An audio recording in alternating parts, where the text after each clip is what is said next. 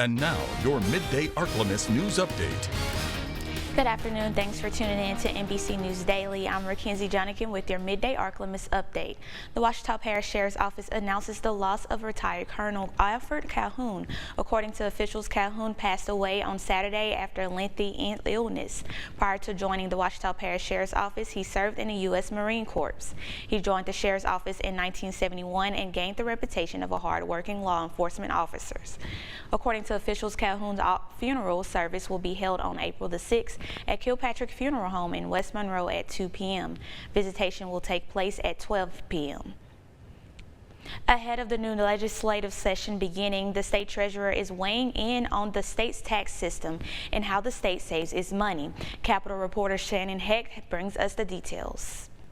Before being treasurer, John Schroeder spent 9 years in the State House of Representatives. Now running for governor, he has more ideas on how to better use the state's revenue. One way is he wants the state to be more proactive against natural disasters. We know the hurricane's coming, so why don't we put away some dollars that would help us at a time when we have these horrific storms that kill us, because we don't have the cash flow to help these entities off the mats. There's also ongoing debate over reforming the Industrial Tax Exemption Programs, or ITEP. Some believe corporations are getting to skip out on too many taxes, and some want locals to have more say on the decision of these tax breaks. These companies don't locate here if they're not getting some benefit, because they can go someplace else where they are. I do support the locals having a say. Treasurer Schroeder says he often gets asked about the proposed legislation to do away with the state income tax. He says he is for it to make Louisiana more attractive to people looking to move here, but there has to be a good plan to replace the revenue. You have to replace 40 cents on a dollar.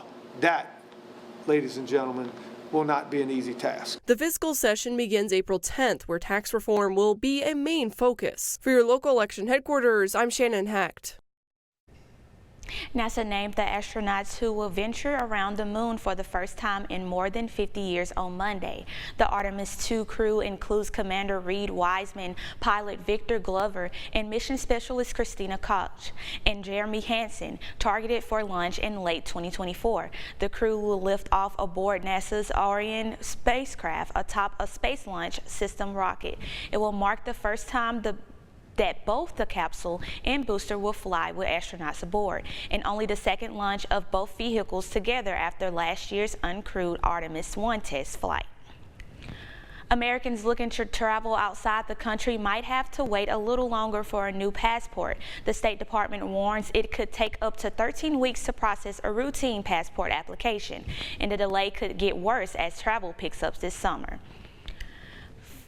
For people applying by mail, it could take as long as 4 months. Secretary of State Anthony Blinken says weekly applications are up about 30 to 40% compared to last year. And now, Storm Tracker Doppler weather with meteorologist Trey Tonneson.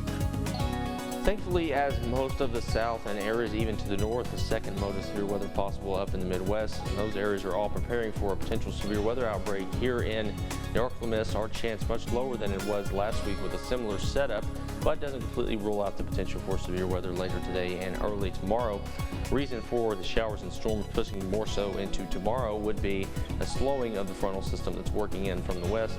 Temperatures back into the upper 80s, almost cracking into the 90s, but not quite there. That front will push more so into your Wednesday morning, and the showers and storms will do the same alongside that. But warm and humid again tonight with lows into the upper 60s. Chance of storms still there, but more likely to see that closer to the midnight and 1 a.m. time frame as it pushes through into your Wednesday morning.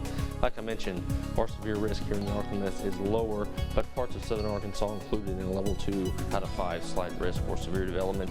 Doesn't rule it in, doesn't rule it out. It is possible either way. It remains to be seen. Just stay weather aware the rest of the week.